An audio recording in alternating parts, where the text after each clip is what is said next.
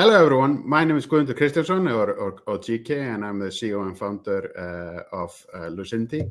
I'm here joined by John McCarthy, and he and I will have a good talk in this episode where we talk about how we can tackle fears of transitioning from traditional processing of compliance operation to an AI-driven system in financial crime.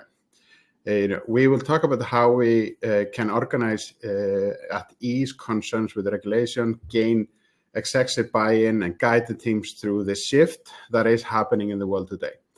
And thank you so much for agreeing to be with me here today, John. It's we've known each other for a few years now, and it's so good to finally have you on the episodes.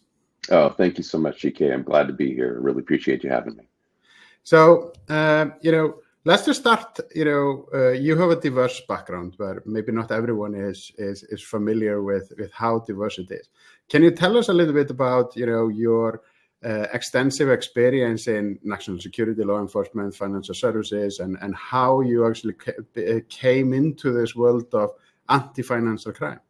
Yeah, absolutely. And so it's a little bit of a strange path as to other compliance officers out there, but I did start in the national security area, transitioned into a law enforcement career, and then made a jump to financial crimes in the banking sector first. Worked in several large banks in the United States before transitioning into the technology area. Worked as the first payments chief compliance officer at Airbnb when it was a relatively small entity, and then shifted back into banking. So it's great to be able to have that visibility across multiple sectors, both on the public side and the private side, which really, I believe, helped round out my career as a money laundering risk officer. I'm still bummed out that we almost crossed paths at one of our ex companies. So I'm still bummed out that we didn't have the opportunity to work together until now. So, but when you look back at your career, what are the unique insights that you feel like you gained working in a traditional bank, for example, versus a tech forward looking company like Airbnb? Airbnb is not the typical one that you would say for the first, wow, do they have anti-money laundering measures? But what are some of the unique measures that or unique insights that you have gained over the years when you have worked with both traditionals and Airbnb? Yeah, great question, GK. And I can tell you, when I was first introduced to Airbnb, I couldn't believe that they were in need of a compliance officer that had an anti-money laundering background. But I think if I look back at all of the roles that I've had in the space, I think really it comes down to understanding the risk tolerance of the organizations. A bank is going to have a significantly different risk tolerance than a tech forward company like Airbnb. And so that was really the biggest takeaway for me, is understanding as an executive working in this space, like what does the company need?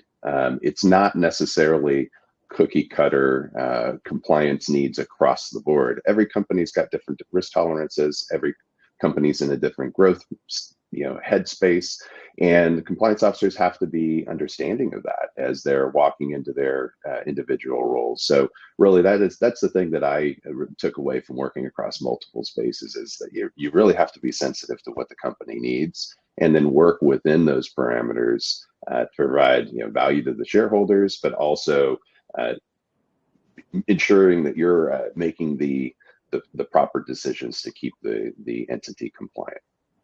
That's so great, and I agree with you that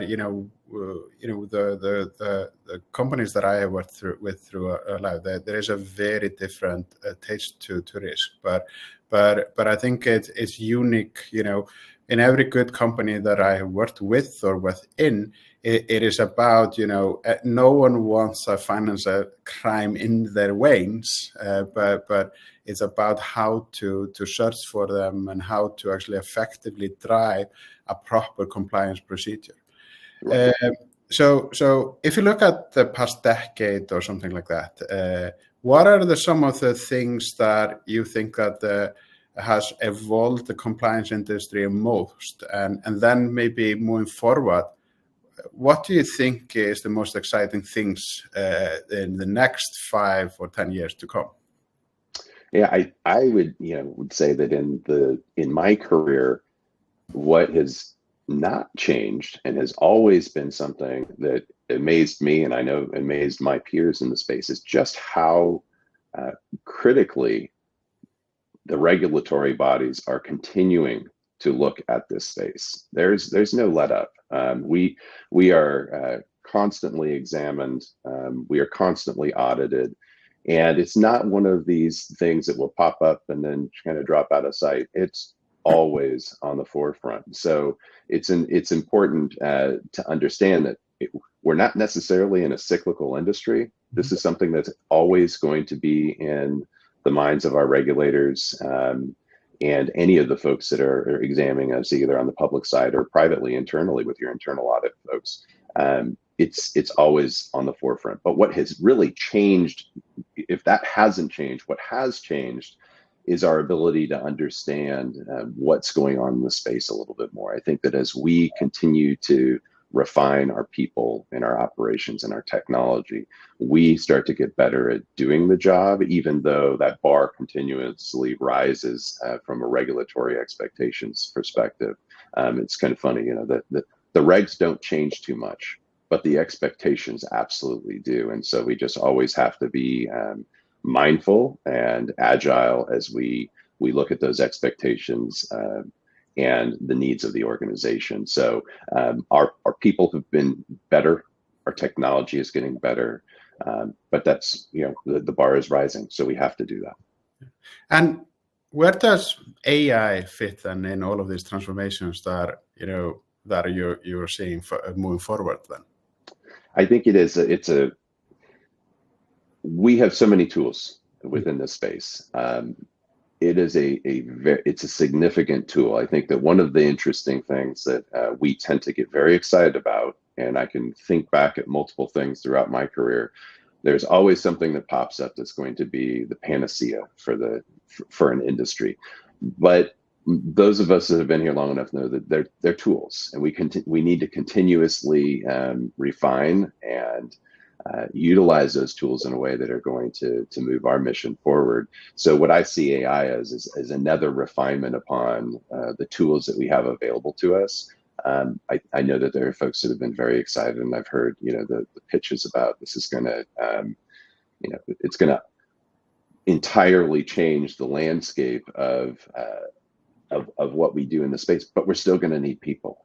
It's a tool, and so this is going to make our people better, and that's where I see AI going, is ensuring that the tremendously talented staff that we have working in this space is going to get even better, and that's tremendous. That's so exciting to me as an executive and a leader to see our people getting better with the use of a technology. And I sometimes think about it, and I've talked to a few friends about it, that Excel did not make accountants obsolete.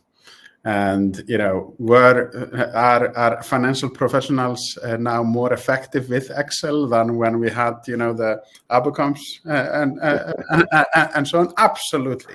And I think that when it comes to AI and the disruption that AI is more, like you say, a tool that humans can use and the users can use to significantly increase the throughput. But more importantly, AI can make us help to do our job much, much better. And this consistency that I think we are lacking today with a lot of manual procedures that will be unlocked over the next few years.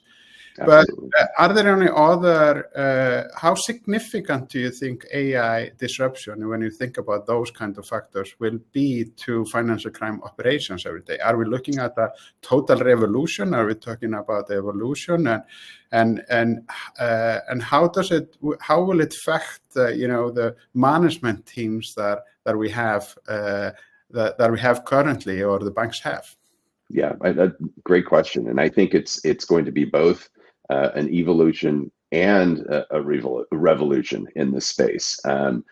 I see it as revolutionary in our ability to bring our staff to a level of competency faster, because they are going to be utilizing a tool that is consistently presenting to them an example of how we want this operation to move along, which allows us to basically condense the amount of time we're going to need in order to bring this person up to speed. And one of the challenges in this space is it's a very complex job. It doesn't matter if you're working CTRs in the United States or currency transaction reporting, if you're working your basic AML monitoring or investigations. It's tremendously complex to learn all the things that you need to learn.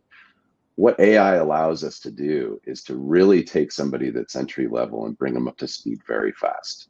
That's going to decrease our training time. That's going to allow us to have staff that are, one, happier with what they're doing, because they are allowed to get into the meat of the things that they want to do faster. It's going to increase our retention rates, and it's just going to give us all around a better staff. Now, what does that mean from the management side? I think it's more of an evolution on the management side and how we do the business. So we may not need as many people doing the job, but the people that we do have doing the job are going to be much more effective. And that's going to take a little bit of a different managerial kind of role than what we've seen in the past. And I think from an executive perspective, it's definitely going to help out there from the perspective of managing large operations. Perhaps, hopefully, those operations aren't going to have to be as large. However, they're going to be more technologically advanced, and that takes a different executive skill set as well there. So I think we're going to see a little bit of both. We're going to see a revolution in some areas, which is, I think, a really good thing.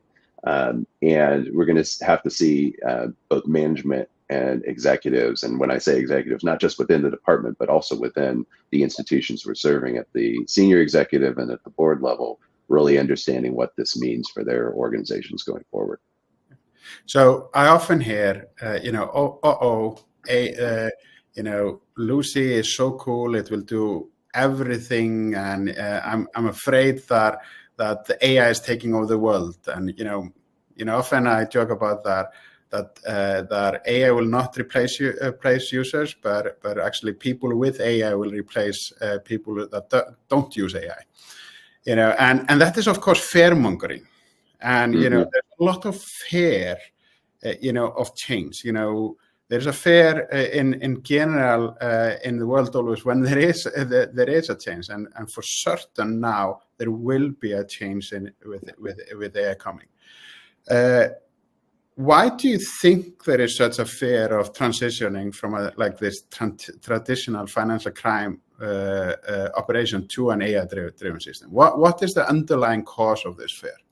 Well, some of it is just psychological and a little self-deprecating. Compliance officers are not the most risk-tolerant folks. I mean, what makes us good compliance officers is the fact that we're risk-averse for a reason, and so change is difficult for us. And so it takes, there's a little bit more of a lead time for us to really get used and comfortable to what we're doing, because one of the things that we can be sure of in the current processes is that they've been audited, they've been examined, they're sound. Our regulators will tell us that they feel they're relatively sound. And it's kind of the old adage, if it ain't broke, don't fix it. Now, but the problem with that is that you miss the opportunities to make your operation or your program better at those. So, I think there's just it's kind of the change management psychology that we see across organizations when any new initiative starts up. But specifically within compliance, it's a little bit more difficult because we're a control function, and messing with controls, there have been times in the past, I say that a bit tongue-in-cheek, because they happen sometimes when we change controls and things go awry. So I think sometimes that's justified, but I think oftentimes it's easier to err conservatively And that's, I think, missing a real opportunity to move your programs forward. I think you're absolutely right, and it's about change management, and it's about expecting change. One of the things that I also see, and I saw it when I was in some of my former jobs, and I hear it now from a lot of clients that we are working with, is, we are seeing the fear of change, and the control needs to change, but do you think this fear that the regulator, will come knocking if you don't change is enough talked about? Meaning, that the regulators are starting to expect the industry to start to use the best tools available, new tools. So yes, the controls were the checkmark controls, but are they effective in a new world? Yeah, it's a great point, and I think that I'll come back to what I said at the beginning of our discussion. A lot of this is going to come down to the risk tolerance of the organization, and there are many organizations that I've been part of where the risk tolerance was, well, we'll do that when we're told to do it. We don't want to take any risks right now, and that's, I guess, in some ways that's fine if that's the approach you want to take. But again, with any transitional program, those that are kind of the early adopters also have the opportunity to actually benefit the most. So you really have to weigh this and work with executive management to understand, what is it that you're looking for out of this program? And here are the options that we have in order to kind of move. But sometimes, if the board has a specific risk tolerance that they're willing to accept, it may be difficult for someone to do that. But I still think there are ways to start to generate an interest in executive management to say, hey, this is worth us trying to move forward and be a little bit more out on the leading edge than we have been historically. What would be some of the ways that you're thinking about? How can a compliance officer, MLRO, that really wants to lead change, they see this opportunity in AI, and they say, this is actually my time to change the world and actually do something better for the bank, for the fintech, and for the world. What are some of the things that they should be thinking about now? Yeah, well, first and foremost, I would say ensure that you understand your current operations. You have to. It's hard to suggest a change management program for any operation if you don't understand the operation you've got going right now. So I would say make sure first and foremost you understand the strong points, the weak points of your operation, and the areas where you think there might be an opportunity, and then start small. I mean, look at those areas within your operation once you've done that inventory of all your controls and your processes and your people and the technology that you have, and start small.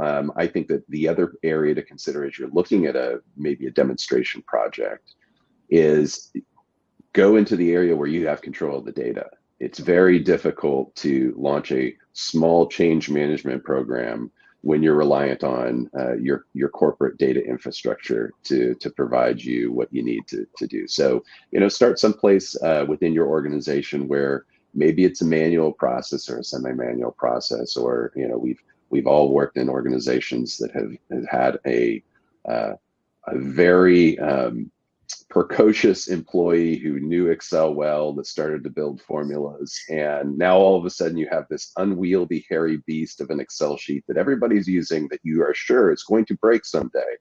Perfect opportunity. We have a few conversations about with few potential actually about I think that.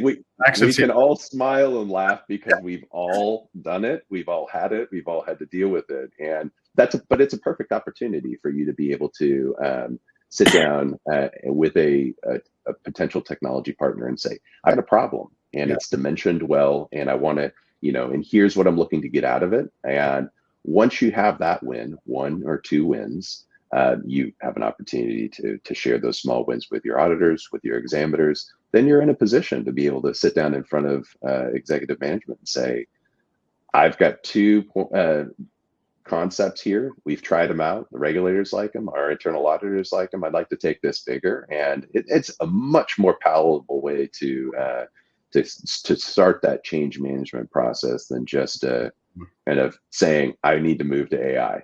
Yeah, I couldn't agree with you more. And we get this, my team Lucinity and I get this question a lot also when it comes to, we are a case management platform. We have Lucy. We can actually take over a 3,000 people organization and do it all. However, when we get asked, how do we start? Actually small. Select a department, select a scenario, select a small group of pilot users, and then make them the light barrier of change. And I think that it doesn't matter if it's AI or simply moving from that Excel sheet to the new version 3 of the Excel sheet. It needs a light barrier inside an organization. So I think you're spot on. It's this ever-changing thinking about how can I create this event of is my iceberg melting? So it's actually one of my favorite books. And have you read Our Iceberg is Melting? No, I have not. But it's now on my list. I would seriously encourage anyone that is in change management to actually read it. It's about a few penguins. And one of the penguins discovers that the ice is melting actually, and of course the ice has never melted before from the inside, and it's about his journey about convincing the rest of the penguins to move to another iceberg, and it has all of these little stories that you were alluding to, John, to create this sense of urgency, to be the advocate of change and start small, etc., etc. So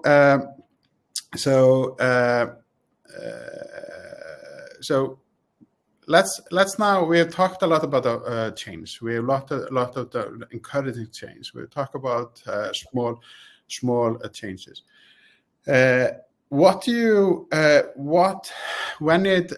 you take a look at some of the AI stuff that you've seen out there today, in our portfolio, what excites you the most in AI today? What is this, a few things that you think that will actually really make change? Is it something on the operational side or the detection side? Are there any opportunities that you think that AI has now to actually have a significant leap without maybe completely revolutionizing the controls that the banks have? Yeah, I think that there are several. Off the top of my head, I think of on the detection side. So when we're talking about detections of in transactional flows that are rapid, so our ACH monitoring, and maybe not even, I think on the monitoring side, we've got a lot of areas where we could potentially go with AI. But even once detection has occurred, AI allowing kind of the synthesis of the data across the detection regime with the third-party data sources to even provide a snapshot into what could be a continuum of potential that takes a large body of data and brings it down to a smaller set that a human can take a look at and say, oh, well, this is, let me look at these 3 as opposed to let me look at these 20. The human mind is amazing, but it's a lot of processing. Yes. And when you're trying to work with your staff to optimize the throughput of alerts and cases that they need to work through in a day, one of the best ways for you to ensure that output is going to be good at the end of the day is to ensure that you've really tried to package things up in a way that makes the decision-making process easier. And I think AI is going to be tremendously helpful there, just because we're dealing with so many different things as anti-money laundering, and even on the anti-fraud side, it could be anything, right? We are operating from the position of, we see this one thing, What do you think it could be? Yeah. I think it's really where I see AI making the biggest difference is allowing us to narrow that funnel a little bit to allow our folks to make better decisions. And on the other kind of tangential to that is those things that don't really need to be sitting in front of a human being, they can be moved off somewhere else where they can be sampled. They're lower risk, they're sampled, and decisioned accordingly. Right now, most of us are doing things in a fashion that is, we have to do it across the board. Yes. And it would be really, it is going to be wonderful when we have that opportunity to really decide what sits in front of a human every day and what maybe gets sampled monthly or quarterly or even annually. Yeah. So basically, if I would summarize, a lot of exciting things on the detection side, and that's for sure. But what excites you the most is synthesize, and then number two, when AI can start to take decisions, and then we can become more of a quality assurance agents that hone the best thing that the human is capable of, and that is to look and see this is off instead of like let's do the full base investigation. Absolutely, I couldn't agree with you more. And so I think that it's also it's going to take a different skill set, a slightly different skill set than what we have today, because we are so used to looking across everything to look for, to try to do anomaly detection and reconciliation once it's finally sitting in front of a human being, that we hopefully, my hope in this is that it's going to get us to a point where our staff have the opportunity to be experts, deeper experts in certain areas, which will hopefully, I see this moving into a position where we can be much more accurate and decisive in how we deal with these things, especially if we're dealing with, perhaps this is a large relationship. Yes. That the business is going to be very concerned about if we raise these things. Oftentimes, we go with the best information available, and it makes those conversations incredibly difficult. If once our staff gets better at doing this in an AI enhanced way, I think those conversations will never be easy, but it makes them a lot more effective to have, and hopefully leads to better decisions that are broadly going to impact the business differently. Focus on what matters, but don't sacrifice auditability. Don't sacrifice that the AI should be able to explain, for example, what the sources, just like a human should be able to explain and document their sources. No black boxes. Yes. No black boxes. No black boxes. So let's go back a little bit to lessons. And as we're closing the talk out, what are some of the lessons that you would like to share from your time at Airbnb or Citi or BMO and so on, that really can be applied to this new era of AI-driven solutions in FinCrime? Does anything come to mind? A couple of things, GK. I think one you kind of touched upon is, you talked about it in the context of change management, but you really want to make sure that you're supporting your staff and ensuring that you've got those champions that are open and willing to make continuous improvements, that are the ones knocking on your door on a Tuesday morning saying, "Hey, boss, I think I want to try something." Invaluable to have. So I think that one of the greatest lessons across all of the organizations I've worked is people, ensuring that you're surrounding yourself with the right people that are going to be there to support the continuous improvement and the change that you need to make. We also, I think another lesson we already talked about, you do not need to boil the ocean unless a regulator comes and tells you to boil the ocean. You start small. Continuous improvement should be part of your culture. It does not matter the size of your organization. Continuous improvement is it should be part of your culture, and always be looking for places to iterate. Just iterate those operations. And if you've surrounded yourself with good people that are open to change, then that's going to be a much smoother process than than if you don't. Surround yourself with those people, or build that into your culture. And I think last, I would say, we'll kind of take it back to the very top of this. It's essential that as a money laundering risk and anti-fraud risk executive or a senior manager to absolutely understand the risk tolerance of your organization and where you fit and what you're looking to do. That should kind of build within the entire ethos of the organization, so that you're in lockstep. And when, there will absolutely be times when that doesn't work out, but at least you understand and where you maybe need to influence a little bit more or work within the organization. So I think those are the three kind of high level lessons that I would take away from what I've learned over the years. I love it, and I really, the first lesson of really change.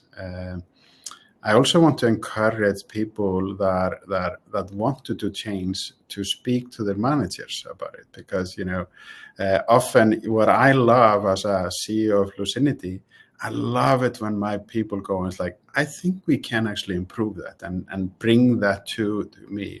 And just we have spoken about that before. We as leaders, we actually strive when actually our people come to us and say, hey, let's actually try this. We don't need a revolution. Let's evolve this. Let's try this, etc. So I think the only way to start change is to take the first step. And don't leap, take the first step, and that is the most important thing. John, thank you so much for spending some time with us today, and it's always a pleasure speaking to you.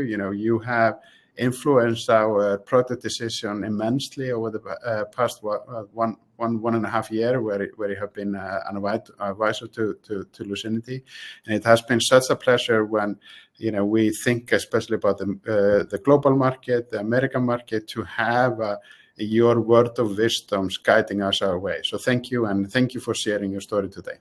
Oh, it's my pleasure. Thank you so much for having me, GK. Thank you, John.